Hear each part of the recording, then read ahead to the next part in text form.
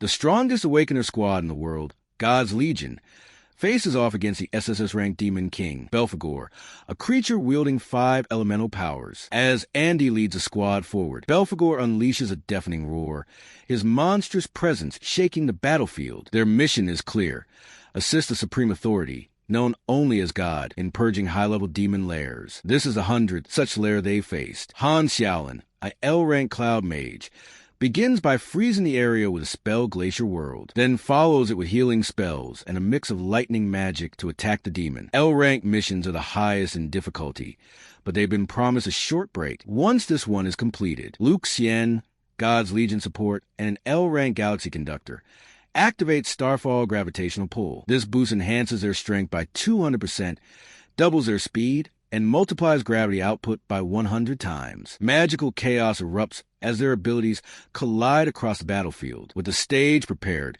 Andy steps forward and finishes a monster in one clean, sweeping strike. He stands tall, having just defeated Belphegor. As the captain warrior of God's Legion and an L-rank nuclear element holy swordsman, Andy had led them to yet another swift victory. Despite the success, the mage complains that the battle ended too quickly to be satisfying. Bowley, less concerned, says she might go hunt a few demon lairs just for fun. This mission had been rated top tier, with their entire squad deployed. The others begin asking Andy if he too finds it odd that it ended so easily, especially considering how much pressure they've been under beforehand. Andy thinks quietly, remembering how the intel described Belphegor as a unique demon king, one with 5 elements and an unknown skill. Suddenly, one of female teammates approaches Andy and teasingly asks whether, now that they're getting some time off, he plans to treat everyone to a big meal. She jokes that she'd even be fine if only she gets invited. Andy chuckles, pats her cheek, and replies that he'll gather everyone at their usual hangout in the Holy City. She sighs internally,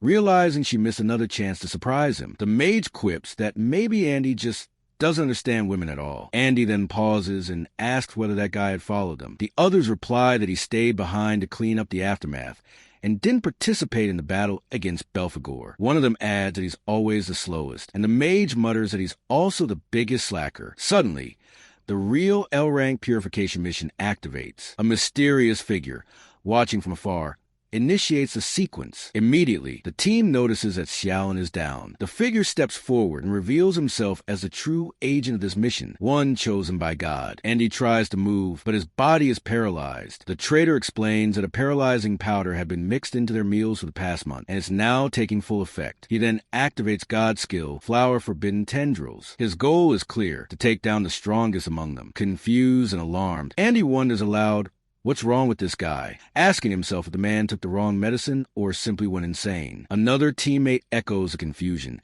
demanding to know what he's trying to do. The traitor calmly states that this is God's will, and that the true L-rank purification mission was meant to eliminate them all. As the tendrils tighten around the team, crushing them further, they scream for help. Andy remains frozen, unable to lift a finger. Desperate, he shouts, asking why the traitor wants to wipe them out. He insists that God's Legion has never done anything wrong. He pleads, wondering which God ordered this and by what right this is happening. The traitor kneels before him and quietly tells Andy that he's still as naive as ever. As he deals the final blow, he coldly asks whether God even needs a reason to destroy his own creations. Andy, barely conscious, asks whether this is truly about a god, or if this man, who had fought beside them for years, had betrayed them by choice. He reminds him that they were comrades for over a decade, and should have been like family by now. But the traitor clearly holds no such sentiment. He scorns Andy's disbelief, saying that he still doesn't understand. From the very first day they met, he explains, God had already placed the pieces on the board. They were always just pawns in a greater game. For years, the traitor played his role, building trust with them, even though it disgusted him, but he still did his job. May 22nd, 2125. All members confirmed dead. The L-rank purification mission is complete. Finally, the traitor breathes a sigh of relief. He can finally rest. As Andy sinks into darkness, a voice echoes in his mind, asking whether he would like to make a deal. Andy awakens, chained in a strange space. A figure approaches and mockingly calls him handsome. Andy immediately recognizes the being, Belphegor. He demands to know how Belphegor is alive, reminding him that God's Legion defeated him. Belphegor smiles and explains that no SSS-ranked Demon King could be brought down so easily. He tells Andy that this place is his soul space, and that the entire Ney country is where his true life resides. Wasting no time, Belphegor offers Andy a deal. He says he can feel the hatred growing inside Andy, the same way it once festered within him. Belphegor's hidden skill, life reversion, allows one to return to the distant past, to rewrite fate. He asks Andy whether that idea interests him. Andy thinks of his fallen comrades, the joy, the laughter, and then remembers the traitor who stole all of it away. He silently decides that he wants only one thing: revenge on that traitor and on the gods who played them all. Belphegor grins, saying that this is the answer he expected. He tells Andy that this will be his welcoming gift, and then holds out a heart. Andy hesitates. He wonders why Belphegor would help him, and what the price might be. But Belphegor simply places a heart in his hand. The darkness begins to fade. A voice reaches Andy's ears, urging him not to fall asleep and to get up. He opens his eyes. The year is 2105. Saint Nation subsidiary. J Nation Awakener School, Junior High Division. Andy gasps in disbelief. He's truly back to a time before he even awakened. The lady scolds Andy, saying that while it's one thing to mess around in class on a regular day, the fact that he's still asleep when they're supposed to be choosing professions that afternoon is starting to get seriously annoying. She orders him to stand at the back of the class. As Andy rises, he immediately recognizes a woman standing before him, Teacher Huang. The realization hits him hard. He's back in junior high. He's really been reborn. Andy begins to wonder if this is a result of Belphegor's ability. If it is, then it's beyond anything he imagined. Unbelievable and incredible. His eyes scan the room. These classmates, he hasn't seen them in almost 20 years. Huang resumes the lesson and reminds the class to pay attention. She explains that there are 5 elemental powers in their world: light, lightning, fire, cloud, core, and star. However, she notes each person can only possess one elemental type. She uses herself as an example, stating that she holds the rarest of them all, the cloud element. She goes on to explain that depending on how the elemental energy combines with an individual's body, awakeners are divided into 3 general types: combat, utility, and special. Thanks to the variation of elements and categories, countless professions have emerged over time. Huang describes how their school's top guild is made up of a star mage, a cloud warrior, a core bard, and a lightning assassin. She tells the students that to even be considered for awakening already puts them ahead of most people. They are surrounded by applause and praise in their prime. However, she emphasizes that today is their most important day. She explains that there are nearly 100 known awakened professions, categorized by quality: dust, firefly, abyss, and skyglow, from the lowest to the highest. And for every person, the chance to awaken a profession comes only once. She reminds them that this afternoon, when their profession is determined, their status in the world will be sealed. After class, Andy takes a moment to look around and realizes just how much he missed this time of his life. This was where he had first awakened. Then he notices a kid falling down. It wasn't an accident. A group of rowdy students is pushing him around, trying to show off. One of them laughs, sneering that these kinds of people are just trash who need artificial help to awaken. Another grips the fallen boy's wrist and starts crushing it, asking how dare he block their way. The bully mocks him further, wondering if the kid thinks he's special just because he's about to awaken. He makes it clear that in front of someone like himself, someone with a red quality profession, the others will always remain juniors. Andy recognizes the boy. His name is Hong Chong Sheng, an E-class star assassin with unknown background. In Andy's past life, Hong often clashed with classmates. He always had this hyper-aggressive,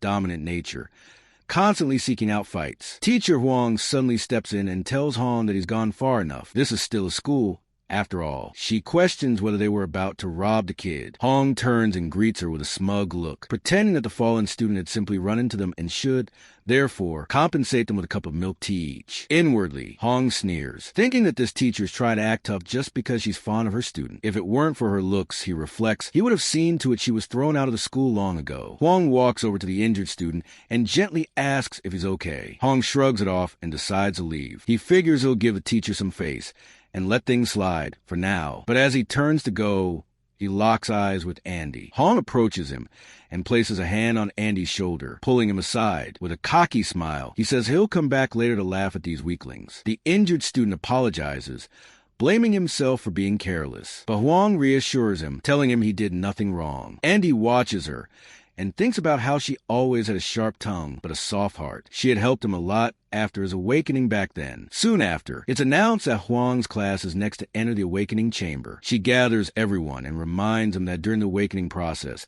It's crucial to stay mentally grounded. Losing control of one's emotions during the procedure could lead to injury. She explains that there are two known methods of awakening. The first is natural awakening, like Hong Chong-shing experienced. It typically happens to those with inherently strong physiques and potential, usually triggered in moments of extreme emotion. The second is through the awakening special chamber, a marvel of modern science, designed to artificially catalyze emotions and adrenaline, facilitating an artificial awakening. Because this opportunity only comes once, and the outcome is entirely random, awakening one's profession is considered the most pivotal moment in determining one's fate. Soon it's Andy's turn. Huang looks at him and urges him to focus, not to act like he did during class. He needs to be serious now. Andy nods and tells her that he knows exactly what he's doing. In his previous life, he had awakened as an E-Class Corps warrior, a dust-quality profession. Because of that, he was looked down upon and bullied. It was only much later, after advancing to Class S, that he awakened the rarest type. He believes he still holds the core element within him, but he wonders what profession he will awaken this time. As he steps into the chamber, a message flashes before him. Awakening system has detected an error. Andy freezes. Something is different. The system reports that 5 elements have been detected within him. Even Andy is stunned. Something inside him feels heated, strange, unfamiliar. Then, a second message appears. Infinite Awakening System activated. The system spirals into chaos the moment it detects Andy's condition. He possesses 5 elemental types within his body. A message appears, informing him that he now has the unprecedented ability to activate any class from any element as his initial profession. Thereafter, as he gathers energy from a specific element, he will have the option to either acquire a new random class related to that element or upgrade his existing one. Andy reads the message, trying to process it. He frowns and quietly wonders what element accumulation even means. But as he thinks more about it, the meaning becomes clear. Not only does he get to choose the element and profession he's awakening with, he can later acquire more classes as he continues to grow. Classes of any quality: Dust Firefly, Abyss, Skyglow, even the special class tier. However, he notes that only his first class can be manually chosen. The rest will be assigned randomly once he has built up enough elemental energy. Then, from the shadows of the chamber, Belphegor appears once again. He calmly says he's here to give Andy another hand. Andy stares at him in disbelief, wondering how Belphegor is still alive. But then it hits him. This power, this system, this second chance, all was thanks to him. Belphegor is the one who gave him the power of infinite awakening. A final system message flashes before him. Once Andy selects his initial class, all elemental energy bars will reset. He needs to choose carefully. Outside the chamber, the students start whispering among themselves, confused by the delay. Some mutter about why Andy is taking so long. Finally, the door opens and Andy steps out. Teacher Huang rushes toward him, eyes sparkling with anticipation, and asks what class he awakened. But Andy puts on a dejected expression and quietly apologizes. He tells her he awakened as a nuclear warrior, the lowest green quality class. Huang's face stiffens with disappointment for a moment, but then she forces a reassuring smile and tells him it's okay. Even with a green quality profession, there have been many exceptional people. She encourages him not to give up and says the world still has room for someone like him. Andy tells her there's no need to sugarcoat it, but Huang gently replies that she understands how disheartened he must feel. For now, she simply urges him to rest. Awakening takes a toll on the body. Just then, a familiar voice bursts into laughter. The bully from earlier, Hong Chong-sheng, claps mockingly and repeats Huang's words with exaggerated cheer, sarcastically echoing that if Andy works hard, the world won't let him down. He laughs even harder, remarking that he once thought Teacher Huang was competent, but now he wonders how someone capable could spew such idealistic nonsense. He claims she's lying to protect Andy, hiding the real truth. In this world, dust tier quality means you're at the very bottom. That's just how it is. According to him, God only chooses the strong, and the weak are born to be crushed. At the mention of God, Andy's expression darkens. A storm brews in his chest. Teacher Huang narrows her eyes and demands to know why Hong is still there. But Hong only smirks and says that dust tier awakeners should now take their proper place in the back row, where they belong. He then turns to the teacher and casually asks why that should be surprising. He starts explaining, with the arrogance of someone who believes he's simply stating facts, that those without strength, background, or a future are always pushed aside. The strong get better resources, better training, and more opportunities. And in return, they only become stronger. He declares that dust-tier weaklings are destined from the moment of awakening to be nothing more than expendable soldiers in the awakener system. What's this talk of hard work or hidden genius? It's all fantasy. Everyone's life, he says, is decided at birth. He raises his hand, gesturing around the room, and calls the school a microcosm of the real world. Then, turning back to Huang, he says that even she, with her Firefly tier profession, is barely hanging on, nothing more than a freeloader. And as for Dust tier students like Andy, he tells them they should go home early and stop wasting government funds. But before he can say another word, Andy grabs his water cup and splashes the contents right into Hong's face. Hong stumbles back, stunned, and demands to know what Andy thinks he's doing. Andy stares him down and calmly replies that he simply doesn't like listening to him talk. The bully wipes his face, lips curling into a feral grin. Then, without warning, he lunges forward with a punch, his strength amplified by awakened power. The teacher tries to intervene, shouting for him to stop, but her voice trails behind the moment. Hong attacks using Star Thorn Thrust, a raw and aggressive strike typical of Star Assassins. He growls that Andy has just asked for death, but to his utter shock, Andy begins channeling his own energy. A warm glow surrounds him. In a flash, he blocks the incoming attack. The blow is not just stopped, it's reflected. Hong is sent flying backwards, tumbling across the floor and crashing into the dust. He lifts his head, dazed, and sees Andy standing tall, holding a glowing light-infused sword in hand. The weapon shimmers with subtle pulse, and the entire room goes silent. The watching students erupt in whispers. None of them can believe what just happened. They murmur in disbelief, trying to understand how Andy, a newly awakened green tier class, could possibly do that. Andy explains that the nuclear warrior class comes with a basic light sword, which grants 20 attack power and 20 evasion. He says he just got used to it. Still dazed, Hong staggers to his feet and starts laughing again. He insists Andy must have gotten lucky, that it was just a fluke. He reminds everyone that he is Abyss tier, on an entirely different level. Andy, he claims, is nothing but low-grade trash. But Andy calmly says that wasn't luck. Even teacher Huang is shocked. She steps forward and confirms that what Andy used was Gibalg, a top-tier movement technique exclusive to warrior classes. She explains to class that Gibalg activates the instant a maximum attack is received. If timed perfectly, it nullifies all incoming physical damage and reflects it back to the attacker within 0.09 seconds, a reaction speed few can master. Triggering it again within that window allows for a second full reflection. She admits that her own master trained for 10 years and still failed to master it. Yet Andy, who only awakened today and has no formal combat training, had executed it perfectly. She wonders silently, how is this even possible? Hong, however, is too blinded by pride to care. He draws a knife from his coat and snarls that Andy better prepare to die. He calls him garbage and declares he'll humiliate him in front of the whole class. Andy doesn't move. His eyes are steady. The glow from his sword remains. He knows exactly what he's doing. Choosing what appeared to be the weakest class was never a mistake. It was a strategy. He thinks to himself that judging a person's future based on their birth, status,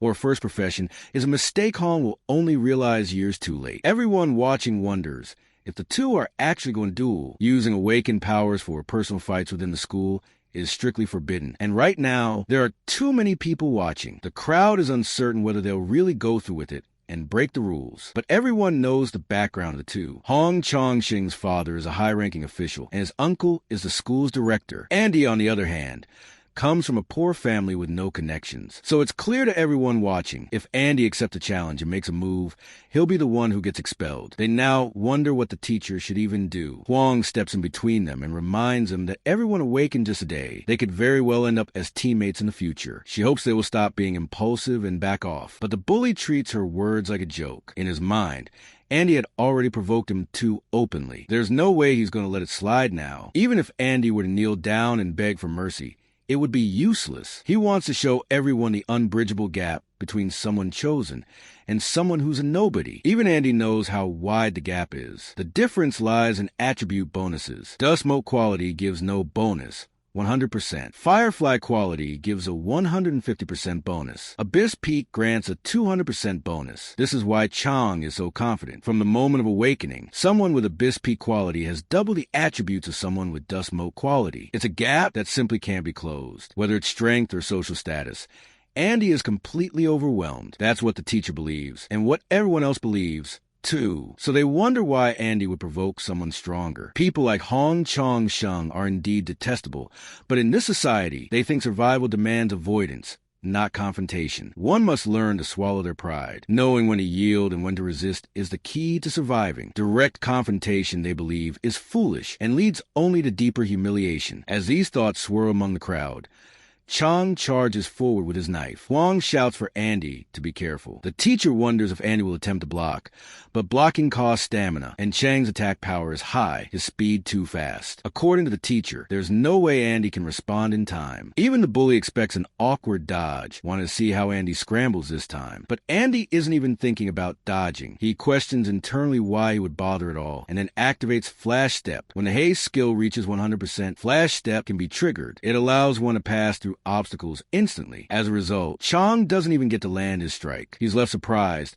unsure of how and when he misses target. Then, turning around, he sees Andy standing behind him and realizes he's the one who got injured. He can't comprehend it. How could trash like Andy have done this? Everyone around is shocked. To them, it looked like Chang simply fell over on his own. Some even laugh, thinking maybe he slipped. Even the teacher didn't see what happened. Meanwhile, a girl silently observes everything. The moment Chang attacked, she notes, Andy activated the advanced warrior exclusive skill, Flash Step. Something must have happened in that instant. But what? How did he manage to strike so effectively in such a short time? Whatever it was, it ended the fight in a single hit. The class monitor, Chien, watches closely. She realizes that Andy not only mastered the highest level usage of basic warrior skills, but was also able to apply them fluidly in actual combat. She isn't the only one trying to make sense of it. Others, too, wonder what happened. Why did Hong Chong Sheng fall so easily? Why did Andy break the rules in front of everyone? Suddenly, a notification appears in front of Andy. Experience increased. Class EXP, plus 50. Current EXP, 50 out of 1,000. Elemental accumulation,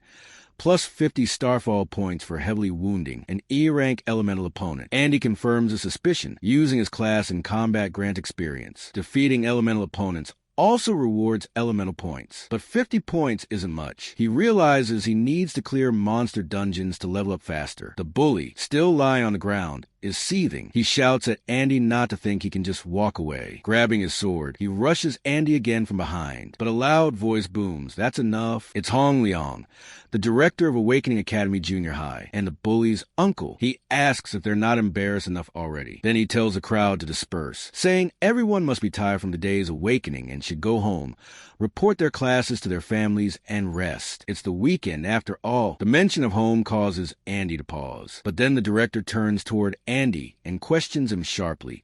Does he not know that the school strictly forbids fighting with awakened powers? Andy doesn't answer. His thoughts drift. Because he reincarnated, he didn't react right away. He's gone back 20 years, which means they're all still alive. It's May 22nd, 2105, Awakening Day. But something else happened that day. He's ashamed for forgetting such a crucial detail. It's the most important thing, and he ignored it, ignoring the director's scolding. He breaks into a run. The director and Huang simply watch him go. Then the director points at Huang, telling her to keep her student under control. He says he'll let this incident slide for today. Huang bows and apologizes. Later, in the director's office, the bully complains. He says he would never have lost if not for some unexpected problems. The director cuts him off and calls it nonsense. He asks if he even knows what that kid did. Right before Chong could make contact, Andy used the advanced skill Flash Step. But more importantly, just before he vanished, he found the weakest point in Chang's body and struck it with precision. It left Chang completely defenseless, and all of it, every action, was executed using just basic warrior skills. The director admits that even with 15 years of battlefield experience, he might not have been able to use those techniques as skillfully. He compares a fight to a professional gamer toying with a max-level elementary schooler using only basic controls. He concludes that Andy is far from ordinary. Meanwhile, Andy is still running. If there's anything he must do after reincarnating, besides seeking revenge, it's this one thing. As he reaches a certain location, he remembers a figure he once saw, a man shrouded in a dark aura. Back then, he was helpless. But now, even if it kills him, he must stop what's about to happen. There's a guy just chilling in front of the TV, his wife next to him. Outside the window, Andy is watching them quietly. After a moment, he heads inside. They notice him right away and mention how early he's back from school. But the second Andy sees his mom, he gets overwhelmed with emotion. It just hits him how lucky he is that she's still alive. She's all smiles, happy to see him too. completely unaware of what's about to happen. She tells him she's cooking his favorite, hot and sour noodles. Andy, though, says he feels like eating pickled fish today. She laughs a little and says that'll be for tomorrow since today's meal is already cooking. But Andy really pushes for it. He wants it today, badly. Seeing how serious he is, she gives in. Andy then says he'll tag along with her, but his dad cuts in, saying there's no need, she can go by herself. He also complains that Andy didn't even bother to say hi to him. Then the dad brings up Awakening Day, clearly excited, and asks what Andy awakened as. He even starts getting the drinks ready, saying he finished work early just to celebrate. Andy just tells him flatly that it didn't happen today. Things took too long, and they couldn't even figure out what class he got. That hits the dad like a slap. He snaps, wondering why Andy came home early then. He starts comparing him to someone else's kid who awakened as a firefly tear. Says both of them, him and Andy, are useless. He had hoped Andy would awaken as at least a deep mountain tear like he did back in the day, without any help or resources. Now, after everything he's done to support Andy, this is a result? His temper builds fast. His whole presence turns intense as he demands again to know Andy's class. Andy stays quiet. That's when his dad loses it and smashes a bottle over his head. He mutters that Andy's probably just a dust tear. Even though this man is his father, it's clear he's always been violent and out of control. Time seems to slow for Andy. The memories come rushing back. He remembers this day in his past life, the day everything went wrong, when his dad found out he was dust tear. He went into a rage and beat the crap out of him. Andy had been too scared and powerless to do anything. Like always, his mom had tried to shield him. His dad beat her for an hour that day. Her leg was broken, and she hit her head so hard she was never the same afterward. Andy had cried like crazy that day. But this time, things are different. Yeah, he only awakened as an E-tier nuclear warrior, and sure, it's not flashy, but he picked that class for a reason. It has potential. It's just not ready to shine yet. His dad, though, is a whole different beast. A C-tier deep mountain awakener with loads of combat experience. Way stronger than someone like Hong Chong Sheng from school. Andy knows he can't win right now. His dad keeps ranting about how he regrets ever having him. Says he's not letting this go until he gets an answer. Andy realizes he gotta act fast. His mom needs to get out of this house. Now. Then, out of nowhere, he hears something drop. A bag. His mom's back already. Way earlier than expected. He's surprised. Maybe she hurried back for his sake. She tells him she couldn't let him go hungry, so she came back early. But instead of appreciating it, the dad just snarls at her, saying she should take a look at the useless kid she gave birth to. Later, we cut to a guy talking about the person sitting near him. Apparently the first green class evolver he's ever come across. Normally, a class has to be at least blue and reach A rank before evolution's even possible. So now, this guy's brain is doing flips. Like, how did someone evolve this early? And even crazier, he's starting to wonder if that evolution skipped straight from green to platinum gold, a 1 in a million kind of jump. He's burning with curiosity, especially since this place they're in, it's not your regular holding cell. This is where only death row inmates are brought in. But the guy across from him, who looks a lot like Andy, doesn't really care what others are thinking. He just mutters that the man he took down deserved it, because the last thing he could tolerate was someone beating his mom to that point. He still remembers it clearly, how it all unfolded right in front of his eyes. His father had been completely consumed by rage. As an awakened, even without using any actual skills, he was way stronger than normal folks. Just a basic punch from someone like that is enough to hospitalize a regular person. But when he tried to go after Andy, his mother stepped in without hesitation. She got in the way, trying to protect him, but it was too late. He remembers his dad saying that when he found out they were having a son, he'd been genuinely happy. Thought it was finally his chance to redeem the family name. The other two sons from the extended family couldn't produce a male heir, so everything was riding on him now, to bring honor to their ancestors or whatever twisted idea he had a legacy. The mother had broken down in tears,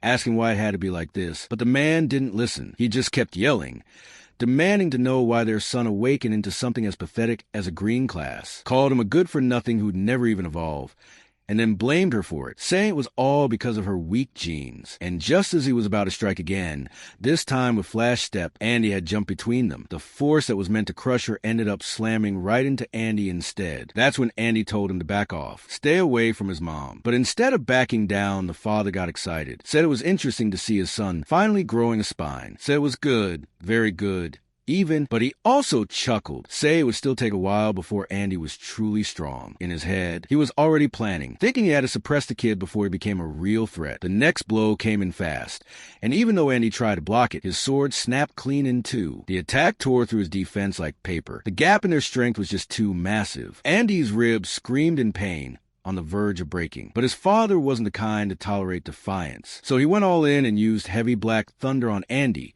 all while the boy was still standing there, trying to protect his mother. The man had turned into a monster. Andy, in that moment, realized something terrifying. He couldn't even dodge anymore. But Andy wasn't going to let the same tragedy happen again. Not this time. His dad sneered, saying just because Andy had awakened didn't mean he was some hotshot. Then he grabbed a nearby chair, ready to smash it over Andy, all while mocking him, saying he doesn't even recognize his own dad anymore. But then, loud pounding on the door, a voice called out, demanding it be open immediately. The father froze, confused. Who the hell was ruining the fun at a time like this? Andy, though? He knew. He planned this. When the door finally swung open, in walked Deputy Captain of the Inspection Team, Red A-Rank Divine Caster, Li Yong, with his teammate, Blue C-Rank Inspector, Chun Jin-woo. They asked why the door hadn't been opened yet. What exactly was he so busy doing? That's when reality hit the father. He looked stunned, totally thrown off by who was standing there. Why was his deputy captain suddenly in his home? The captain casually explained that they'd received reports that the fugitive known as Snow had been seen near this area, so they were checking every unit one by one. He even held up a wanted poster and asked if they'd seen anyone suspicious. The father laughed it off, said that guy's face is all over the news. If he'd seen him, of course he'd report it. In the background,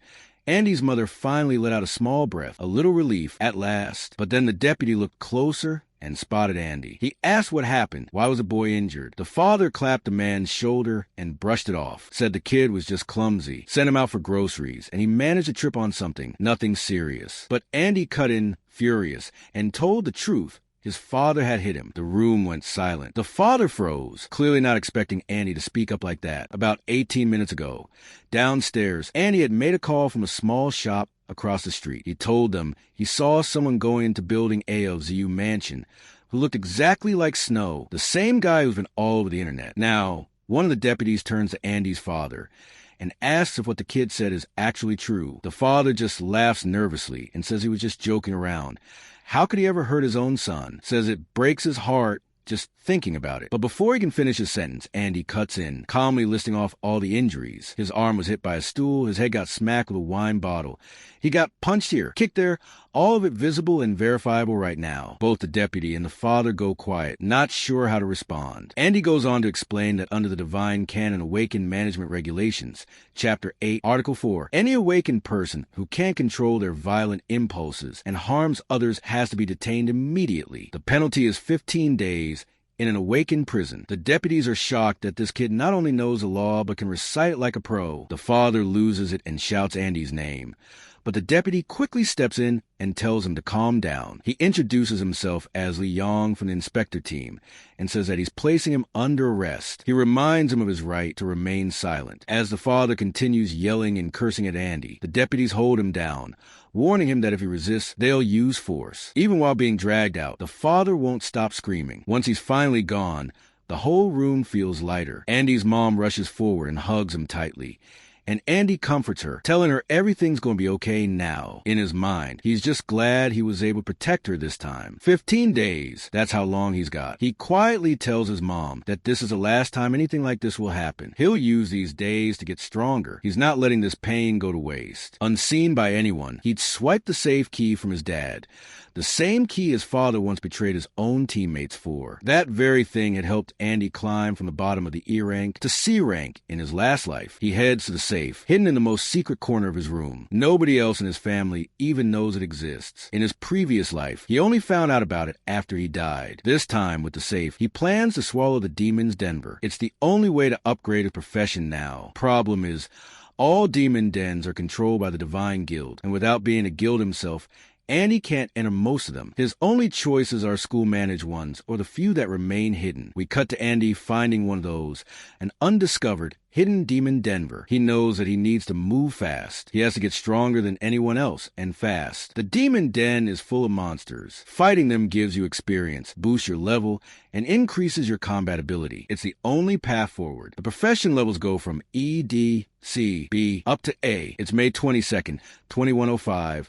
Friday, 2202. Meanwhile, back at the inspector detention room, some officers are discussing how this case had the whole team on edge. Even the vice captain had been dispatched, and still they found nothing. They wonder if it was just a false alarm, but agree that when it comes to rebels, they can't afford to take any chances. If snow actually shows up on the anniversary day, it'll be a major disaster. One of them mentions that the captain might be returning early, but the other quickly shuts him up, saying that's above their pay grade. Cut to Andy's father in the holding cell. He yells out, trying to catch the vice captain's attention. He pleads for mercy, swearing it's his first time and he'll never do it again. He even tries to bring up the vice captain's wife, how his buddies run the best postnatal care center in Chusey County. The deputy stops him, asking if he's seriously trying to bribe the inspection team now. Turns out the father used to be part of a guild himself. It's hard to believe how far he's fallen. They warn him that if he keeps pushing it and gets caught bribing officials, this won't just be a case of detention anymore. He should just rest up. He's being transferred to the awakened prison tomorrow. They advise him to cool off, but the father doesn't stop thinking about Andy. Even in the cell,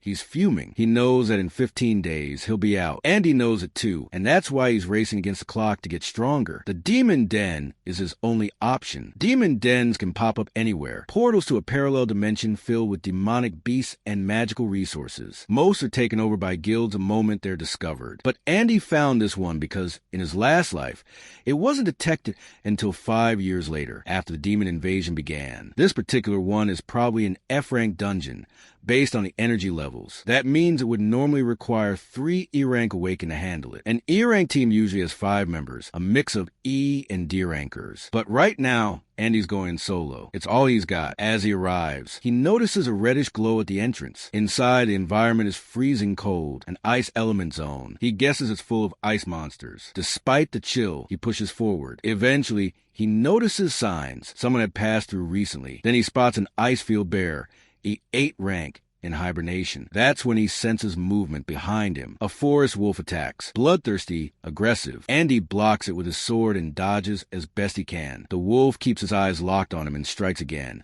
But Andy fights back and takes it down in one slash. His blade, a rare A-rank Kuan-Wu blade forged from Kuan-Wu stone, is something you can't even find on the market. It fills the gap in his current combat abilities. It's insanely sharp, has life steal and armor penetration stats.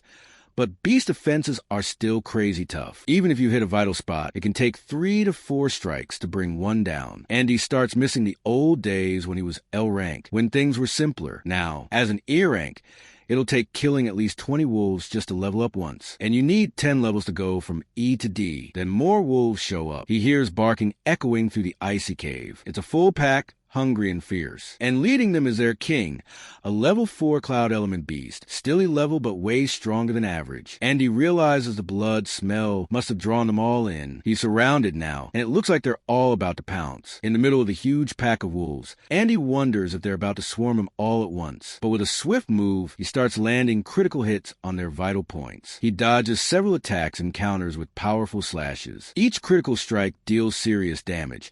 His hit rate is going strong. As time goes by, more and more wolves fall. Then, with one final sharp movement, he cuts down dozens more. The result? About 18 snow wolf fangs. That's when the bloodthirsty wolf king shows up. Without wasting a second, Andy rushes in and unleashes a flurry of rapid slashes. It goes down, and he's rewarded with a snow wolf diamond. With that, he smoothly levels up to E-rank level 2 and gains 12 stat points. He only killed about 20 wolves, but he's already feeling exhausted. The stamina of an E-rank body is still too limited. He really needs to find a dimensional backpack. Without it, he'll have to leave most of the loot behind. Most demon dens are monopolized by guilds, making it hard for solo awakeners to level up. The only real way to access higher level dens is by joining the Guild of Gods. The Awakener School is run by the guild to screen potential recruits for its teams. For most students, the goal is to graduate with top marks and get selected. If you're kicked out of the team, Your growth basically stops there. That's what happened to Andy's father. Stuck at C rank forever after being dropped from the guild team. Still, solo grinding is too slow for Andy. On top of that, the freezing temperature is draining his stamina faster than he expected. To make things worse, a whole new wave of wolves arrives and charges at him. Andy starts running, with the pack chasing close behind. But even while escaping, he slashes at the trees along the path, hoping falling branches and debris will block or even take out some of them. Unfortunately, all that chaos ends up attracting even more monsters. Now, completely surrounded by various kinds of beasts, Andy realizes there's only one fast way to clear this up: a huge explosion. The noise from earlier was enough to stir up all the monsters in the area. Andy hopes that the one he's been waiting for is awake now too. And sure enough, a massive paw comes crashing down on a nearby wolf. It's the awakened Thunder Bear, a B-level, giant, cloud-type demonic beast. The beast is in a full-blown rage, attacking anything in sight. Its power is boosted by 20%, and it's not holding back. Seeing the chaos, Andy decides to use the situation to his advantage. While the bear goes wild on the other monsters, he joins in, hitting anything that moves. The monsters don't stand a chance, and he doesn't even have to do much. Just dodge,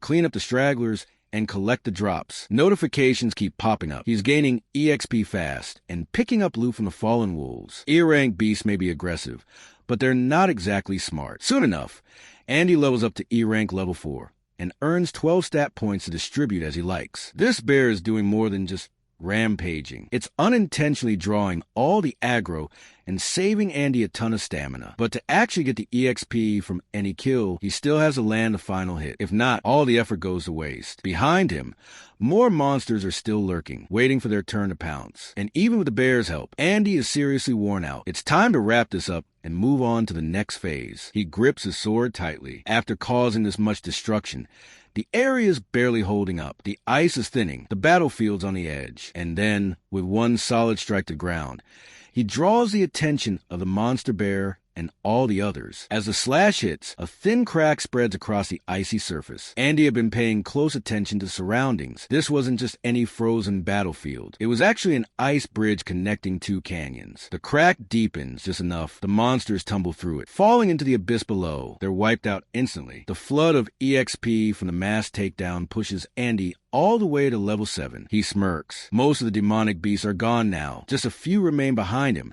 including that massive bear. With the stamina he has left, he figures he can take care of the rest. This is by far his fastest power-up yet. As a bonus, he even unlocks a new title, 1 against 100. Now, whenever he's up against multiple enemies, all of his stats get a 10% boost. But even in the middle of all this, one thought keeps nagging at him. Every demon den has a leader, a boss. For an E-rank den like this one, it should be something like the brutal Lion King of E10. So where is it? Was all this noise really not enough to wake it? Before he can think further, the monsters around him start acting nervous. Something's wrong. And then he sees it.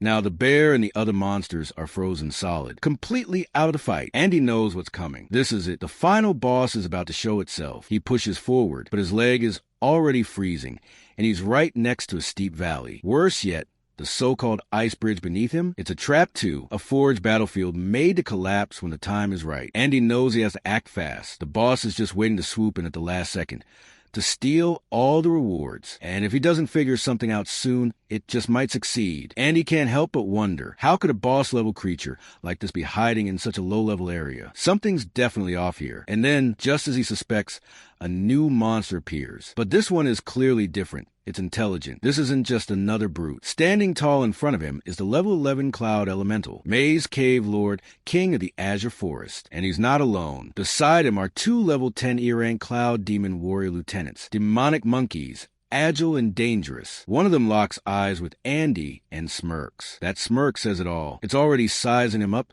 confident, almost mocking him. Andy, still frozen from the earlier ice attack, feels the tension rising. His body stiff, locked in place. Slowly, the ice spreads completely over him. Now he's trapped, helpless. If this keeps up, he'll lose all body heat soon. The monkeys start moving, getting ready to strike. Andy's mind races. He knows he only has one option left, but he has to choose fast. One of the monkeys is already midair, fist ready to smash into him. Then crack. The ice right above Andy shatters just in time. As the monkey's punch connects, something unexpected happens, and he manages to block. And not just any block. He redirects the entire force of the monkey's blow right back at it. The mage watching from above clearly didn't see that coming. It flinches, visibly shaken by the counter. But pulling that off took everything Andy had. Breaking the ice drained an enormous amount of his stamina. To do it, he had to use a special skill, Shatter, a high-tier awakened ability that channels all the user's energy to instantly break free from any controlled state, but at a heavy cost. Now, Andy won't be able to cast another high-level spell anytime soon. He'll need time to recover, and more importantly, he can't afford to get frozen again. Luckily, the mage seems to have a cooldown too. That freezing spell was powerful,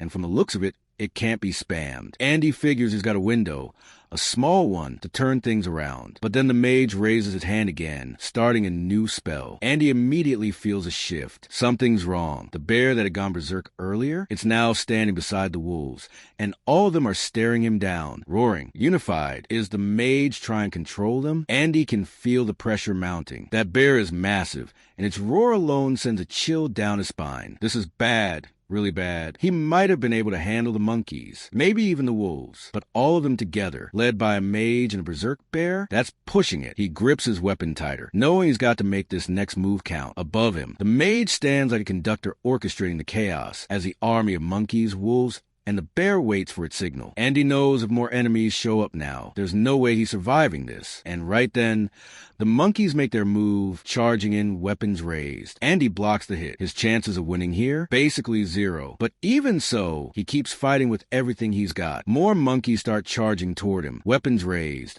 eyes glowing with bloodlust. Andy slams his sword into the ground. It's no use. His strength is gone. He drops to one knee, breathing heavy. Then the bear starts moving, slow.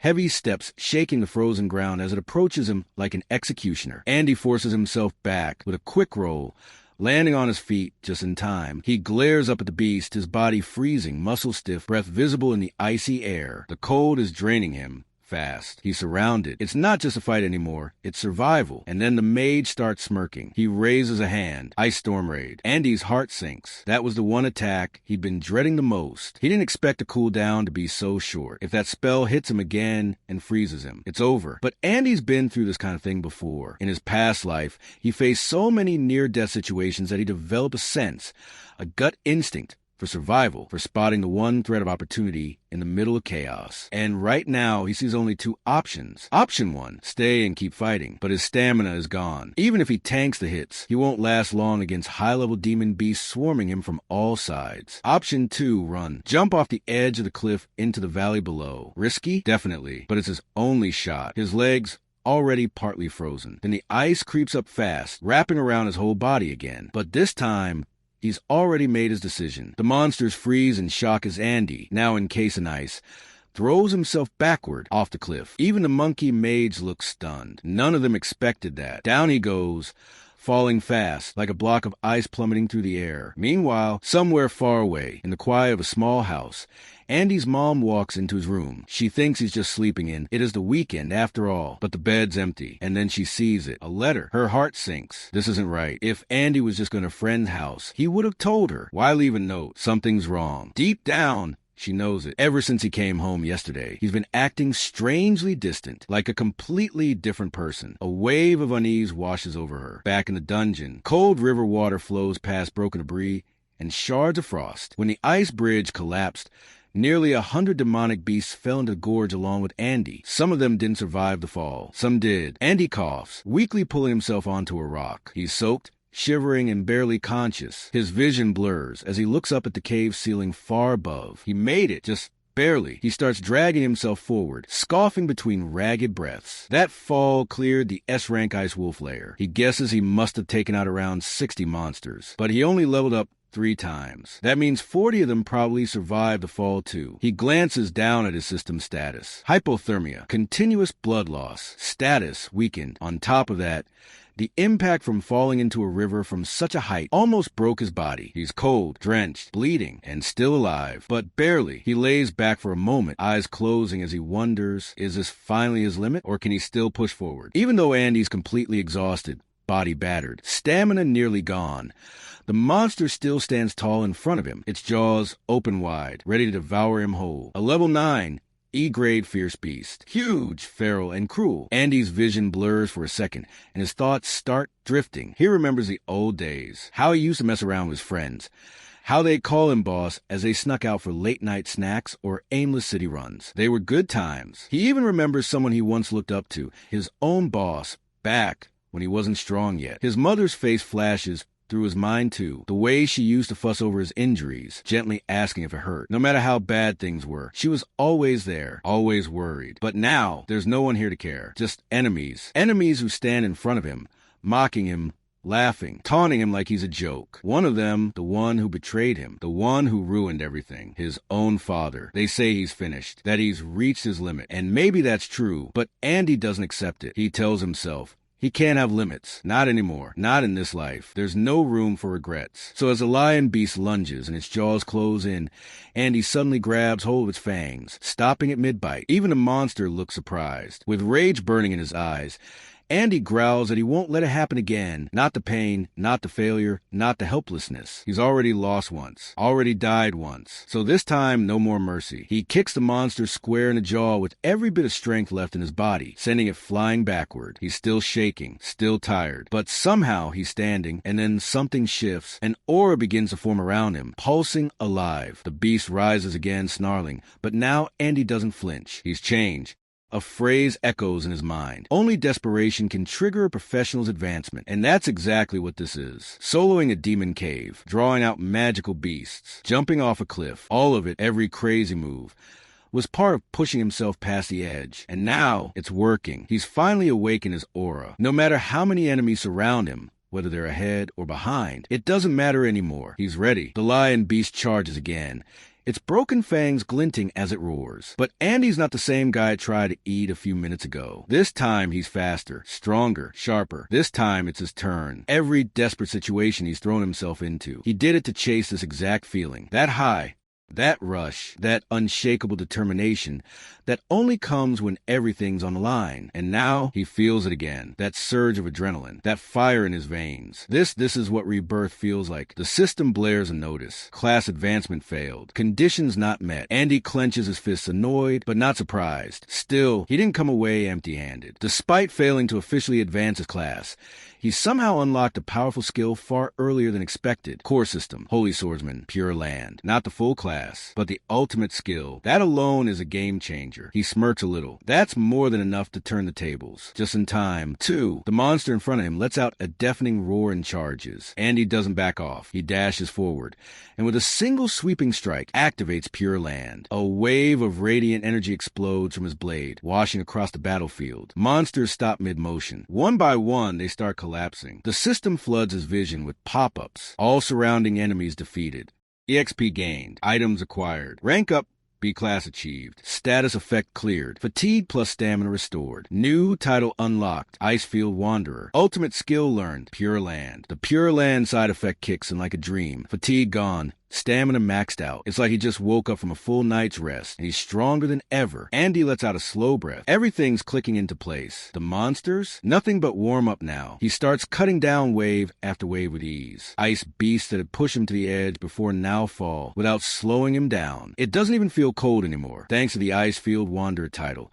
His freeze resistance is through the roof. As he levels up again, level 9 now, he's starting to feel like he's becoming the kind of monster his enemies used to fear. He reflects on Pure Land's mechanics. The skill stores all the damage and fatigue he takes, and then releases it in one massive area-wide strike. It's not just powerful, it's strategic. The more desperate the situation, the deadlier the payoff. And the passive effect? Continuous stamina and fatigue recovery. He couldn't have asked for a better gift. Time is blurry now, and he has no idea how long he's been in the dungeon. But one thought starts weighing heavy again. He needs to get back soon. His mom's probably worried sick by now. He climbs a jagged cliff, pushing through layers of frost and shattered rock, and finally reaches the top. There, standing quietly in the center of a snowy plateau, is a worn-down structure, something between a shrine and a small temple. Inside it, A familiar figure sits in meditation, a demon monkey, but not just any, the one he's been hunting. As Andy steps forward, the monkey's eyes snap open. It senses him immediately, and chaos erupts. But Andy doesn't even flinch. His sword is already out. He's been waiting for this. He narrows his eyes and tells the creature,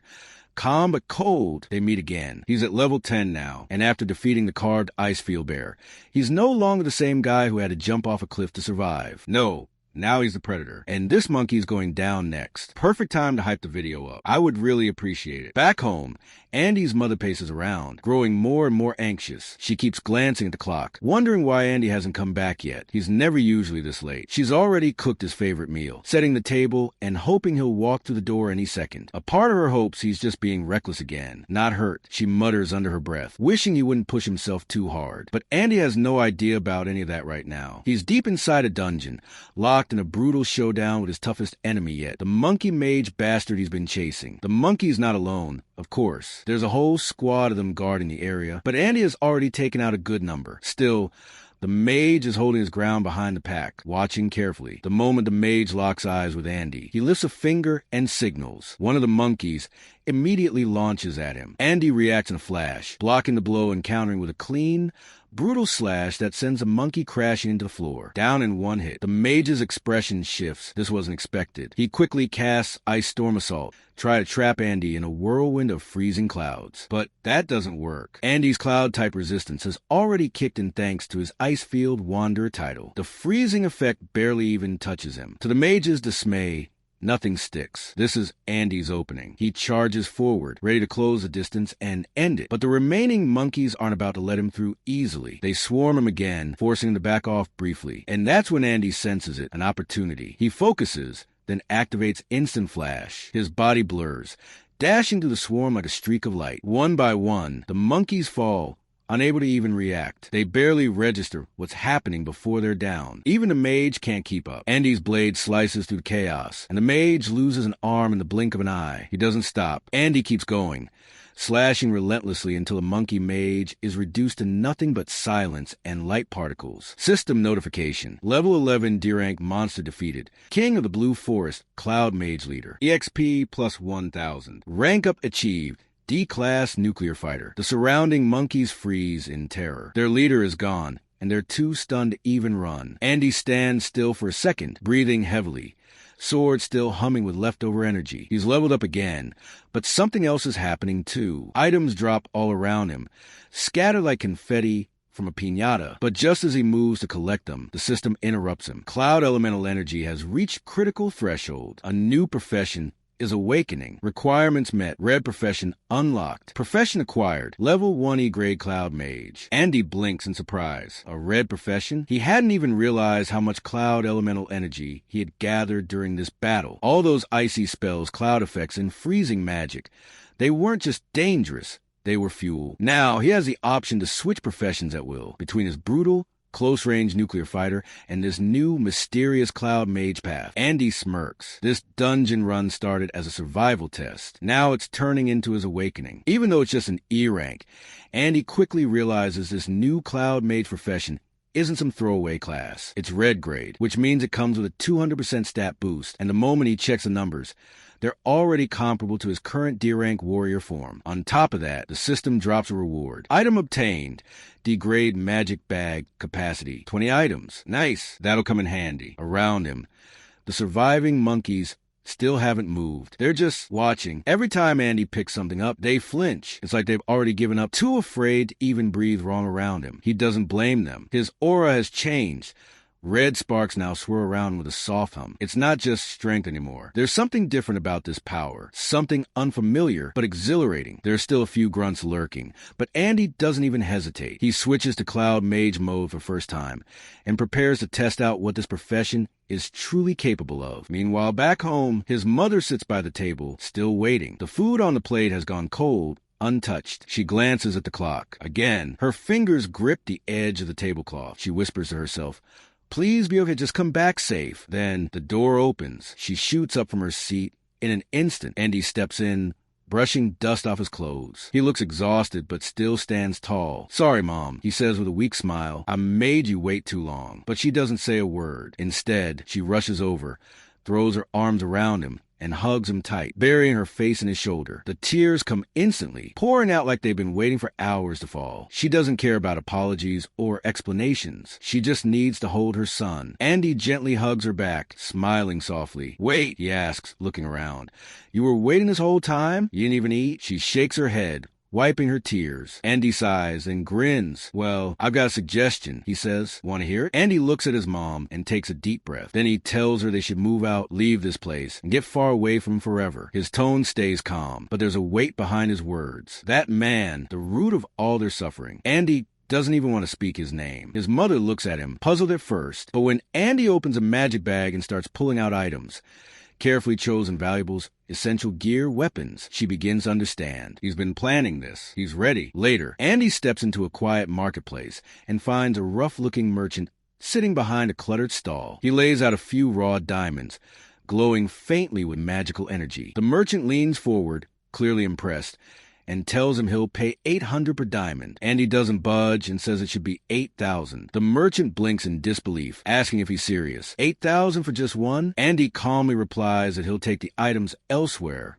if it's too much. Trying to keep the deal alive, the merchant tells him not to get greedy and offers $2,000 for everything. Andy counters with $5,000. The merchant chuckles nervously, realizing this kid means business. He raises the offer to $3,000 and tells Andy that's his final price. But Andy stays firm and says $6,000. The merchant groans, asking why the price keeps going up. He expected the kid to negotiate downward, not escalate. Andy folds his arms and insists on $7,000. Final offer. He's ready to walk away. The merchant, now sweating, finally agrees. He tells Andy to stop shouting and says they have a deal. Andy smirks inwardly. In his past life, he dealt with many magic or dealers. He knows the market. These diamonds will fetch even more. But for now, $7,000 is a win. With that money, he rents a clean, comfortable house. He pays a month's deposit, 3 months rent up front, and gets utilities and management fees waived. It's $15,000 per month, and completely worth it. Days pass. His mom settles into their new home. For the first time in years, she seems truly happy. She smiles while cooking, keeps the windows open,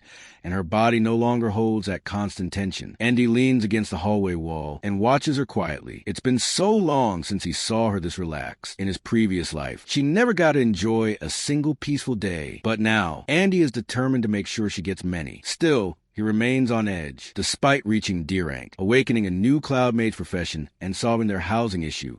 That looming threat still exists. That man could reappear any time and destroy everything. Until that danger is completely gone, Andy knows he can't let his guard down. So he decides he'll return to school tomorrow. It's time to figure out who's still standing and who's going to fall. For now, Andy already has a D-rank weapon, the Demon Stone, a magic-infused item that can be polished and carried around. It boosts elemental power by +40, spirit by +40, and expands magic range by 50%. With it in hand, Andy feels like he's ready to search for that thing. Later, on May 24th, 2105 Sunday, at 8 p.m. in various locations, people begin stepping out of glowing portals. They approach a young man and compliment him on how much he's improved. His sister suggests he take a break and rest, placing a hand gently on his shoulder, but he smacks her hand away without hesitation. He has no interest in resting. Time is still on their side, and he'd rather dive straight into the next demon lair to get extra training. He refuses to let anyone get ahead of him, confident and relentless. He believes that no one is improving faster than he is. He's already reached Galaxy Assassin level 3, still within E rank. In the upcoming simulated combat test, he plans to show everyone who the real genius is. That's what fuels his tireless grind. Meanwhile,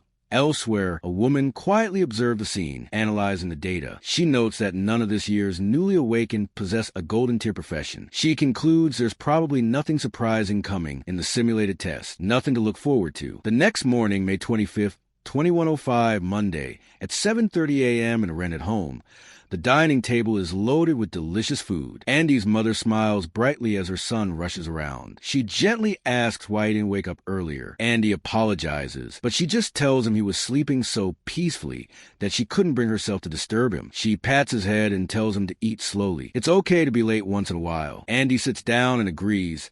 It really had been a long time since he'd slept so well. This peaceful breakfast, this quiet joy with his mother. It's something he's never truly experienced before. Then suddenly, his mother pats him softly on the shoulder, and he pauses and asks if something's wrong. She simply wonders if there's anything he wants.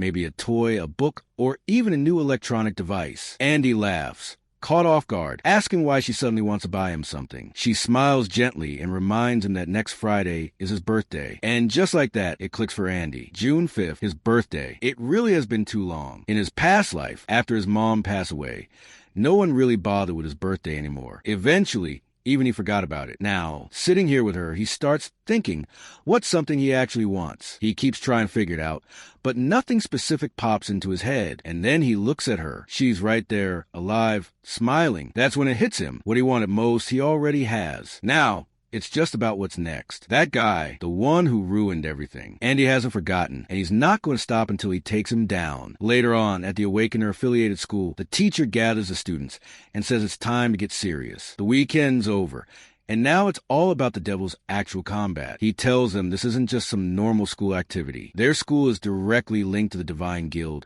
and the guild is keeping an eye on them. This combat test, it's their first real step as awakened students. It's their graduation test. And yeah, it's going to be live streamed too. And here's the big part. Whoever does the best gets a shot at joining the journey of cultivation with the high school kids. That's a big deal. It's the one chance they have to go to the Holy He Nation, the Divine Guild's headquarters. As Andy listens, his thoughts drift. That place, he's been there before. It's where he met his master. It's also where that guy was born. They didn't really connect at first, but everything changed after Andy joined the Divine Legion. Now, if you want to get close again, to finally settle the score, the best move is clear. Crush this test, join the journey, and get inside. Meanwhile, a kid near him starts freaking out a little. He asks if the combat's really this Friday. He's nervous but hyped. Another one mentions hearing the test will be in the demon's den sound intense, and no one's totally sure if they're ready for that. The teacher just waves it off and says they're starting with the basics. Field combat training, level 1, physical training, he adds, leading them into a gravity room. First task, 10 sets of shuttle runs. The excited kid's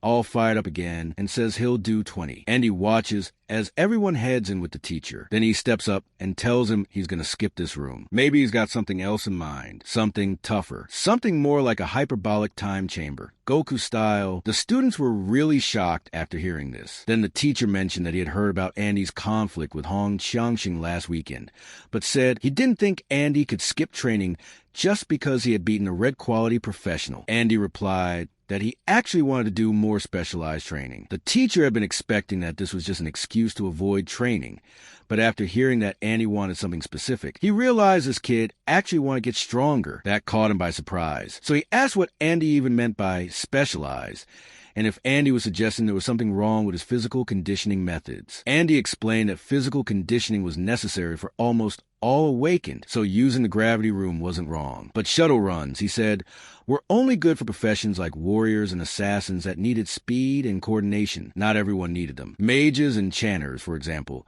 were better off using the element room to train control over elemental power. And since everyone's attributes and habits were different, their training focus should be different too. The teacher didn't appreciate a kid talking like that, basically telling him how to do his job. The girl sitting beside Andy thought to herself that his training method was exactly the same as the one recently suggested by Mr. Dongyong, the training officer from the Divine Corps. She didn't say anything, but she knew she wouldn't have known about it if her dad hadn't brought back the videotape. Still, it surprised her that Andy had come up with the same idea. The kid with glasses leaned toward Andy and whispered that even if he had a point, he should be more considerate of the teacher's feelings. After all, he was the school's most authoritative trainer, and being so blunt wasn't really polite. But before he could say more, he froze when the teacher placed a hand on Andy's shoulder. It turned out this teacher wasn't one of the really clueless ones. In fact, he was a great guy. He told Andy that the training method he'd suggested sounded pretty interesting, and he was genuinely happy to accommodate a student who clearly knew what he was talking about. What Andy meant was that the teacher was the one who wasn't being considered enough. But the teacher explains that there are too many students in the school,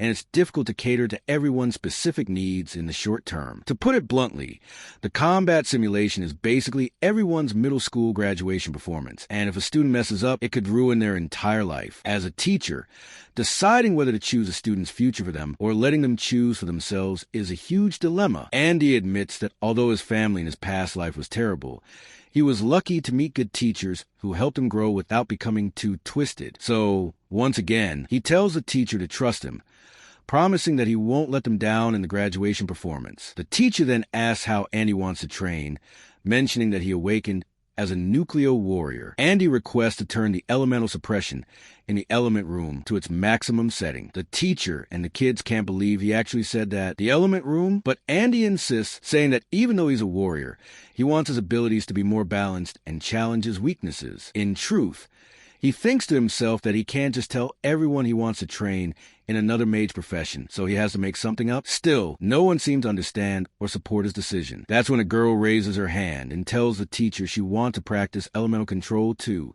since she's a mage. The teacher finally gives in, saying they can do as they please, but warns him not to embarrass him during the final assessment. Later, as Andy and the girl head toward the elemental room, she suggests they practice together. Andy refuses, saying he's going into a private room. She argues that it's faster practice with a partner, but Andy still says no. This only makes her more fired up. A kid with glasses watches them, clearly feeling jealous.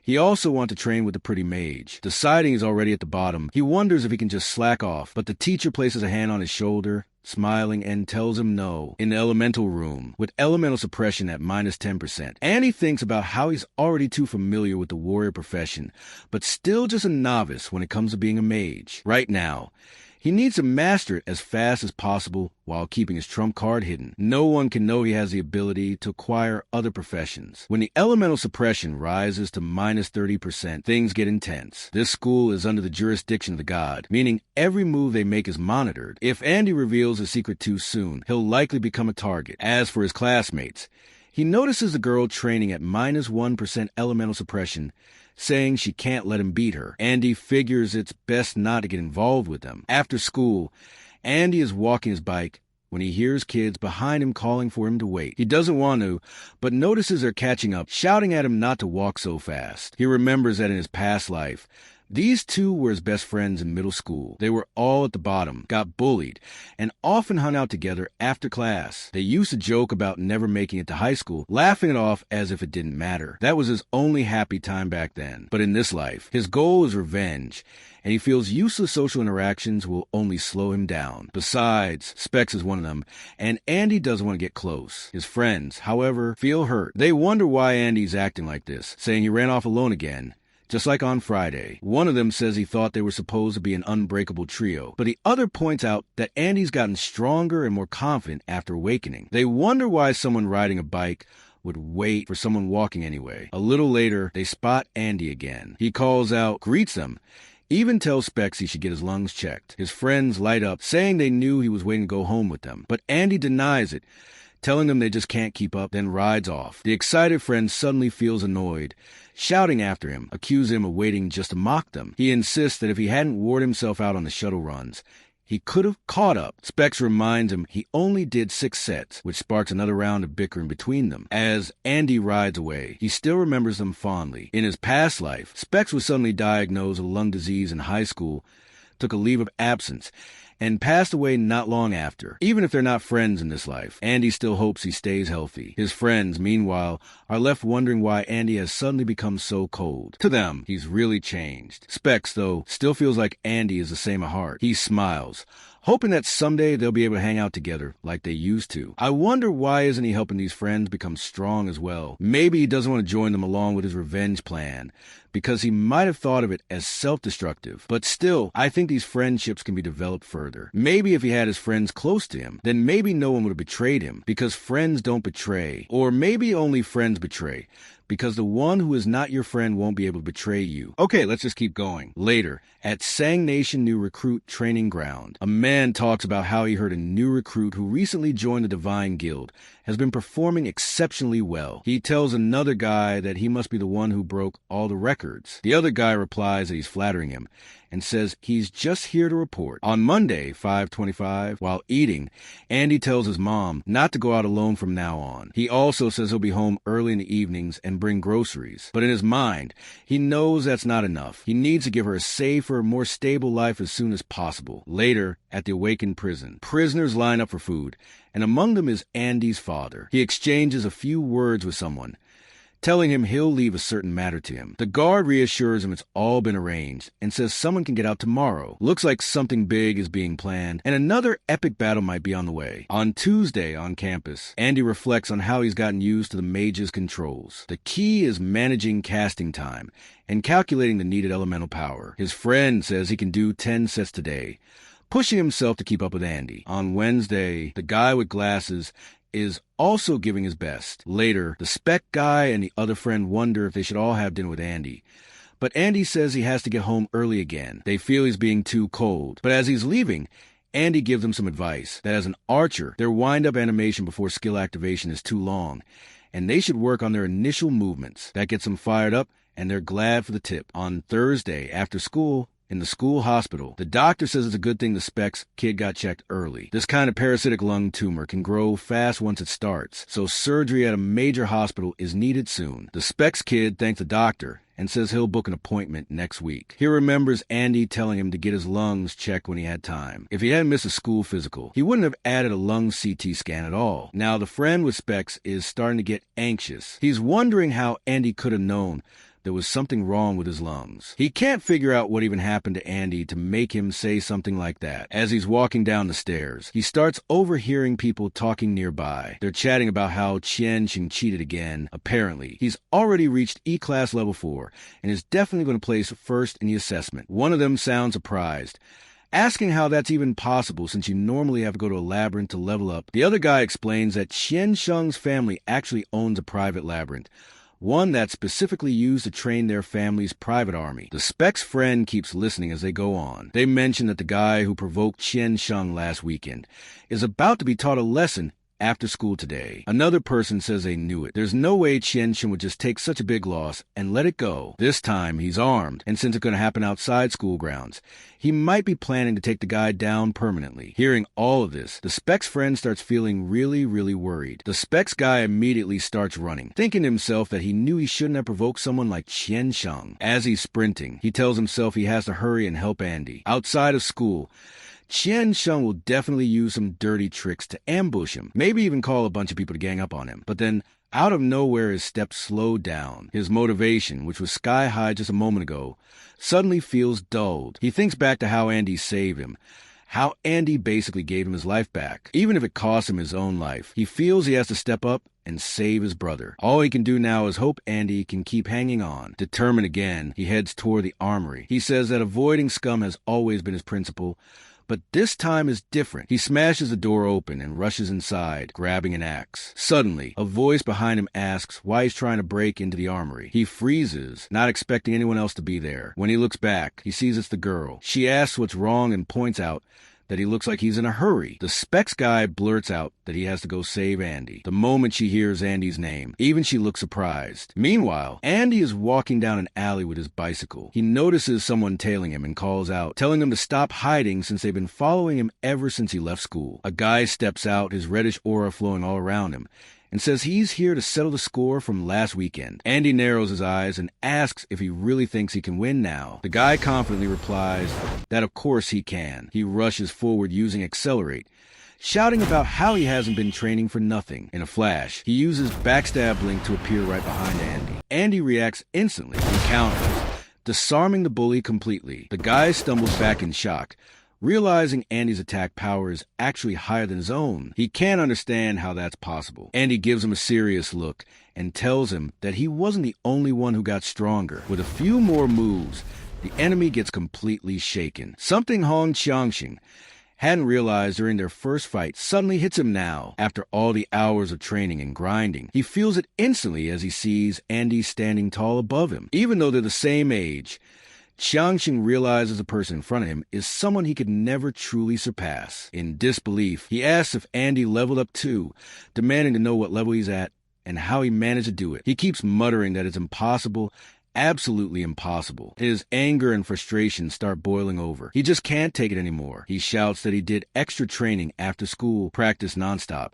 and push himself all the way to level 4. He insists he worked so hard. So how could Andy possibly be ahead of him? Andy calmly tells him it's just hard work. Those two simple words make Qianxing snap even more. It's not like he himself wasn't working hard. He's been giving it everything. Then Andy asks him if he's ever died. That question throws him off, and he snaps back, telling Andy to cut the crap. He admits that he's in Andy's hands now and tells him to do whatever he wants. He accuses Andy of looking down on him this whole time. Andy doesn't deny it. He admits he has looked down on him, but adds that he doesn't actually hate him that much. He points out that Xiangxing could have ambushed him, could have called him backup, but instead came alone. He tells him it's clear he just wanted to test his strength one-on-one. Hearing this, Xiangxing knows deep down it's true, but he doesn't want to hear it from Andy's mouth. He gets even more worked up, telling Andy to stop acting like he can see right through him. He swears that either Andy takes him down today, or he'll come back to do it himself another time. Andy listens and then says he takes back what he said earlier after hearing all this nonsense. He actually does hate him quite a bit. Meanwhile, the Specs guy and the girl finally catch up and watch from a distance. But with the way things are playing out, there isn't anything they can do to interfere. Back in the fight, Andy tells Hong something surprising. He says he's actually been waiting for him and offers to make a deal. He tells him he knows a way to get stronger faster, but in exchange, he'll need something from him. This leaves Hong stunned, unable to process it right away. The story then jumps forward to May 29th. Friday, assessment day. A whole week of training has finally come to an end. The teacher announces that the combat simulation is about to begin. He explains to the students that although it's called a simulation, they will actually be entering a real labyrinth. Most of the labyrinth's power has been sealed by a barrier, but dangers remain inside. Beasts still roam within, so he reminds everyone to act within their capabilities. For safety, he adds that outstanding seniors from a high school division will guide them. These seniors will generally not take part in battles, but if things get too dangerous, they will step in or end the simulation. The students will be grouped into teams of 4 or 5, with one senior assigned each team to lead them into a dungeon instance. The teacher explains that they may choose between F-class or E-class dungeon instances. The F-class is safer, while the E-class is very difficult without sufficient strength. 8:17 p.m. He warns that failing to complete it could mean losing academic credits. Then he tells the class it's time to select their labyrinths. When asked who chooses the E-class labyrinth, the girl confidently raises her hand, joined by several other students. Even Hong is eager for that challenge. The Specs guy wonders how they can be so confident, daring enough to take on such a dangerous labyrinth. One of the other friends mutters that if he didn't have a green quality profession, he'd probably choose it too. The teacher counts the votes and tells them that out of 180 students, only 8 have chosen the E-class labyrinth. The girl glances around and is surprised to see that Andy hasn't chosen E-class at all. The teacher then informs the rest of the students that they will be split randomly into groups for the F-class labyrinth. But just as the decision seems final, Andy suddenly raises his hand. He tells the teacher that he would like to challenge the school's D-class Spirit Jade labyrinth. The moment those words leave his mouth, the entire room falls into shock. None of the students had expected such an answer. If you're hyped to see what happens next, make sure you hype this video up right now. And hey, last time, you guys smashed 1,000 likes, so we dropped this one quickly. Can we hit 1,500 this time?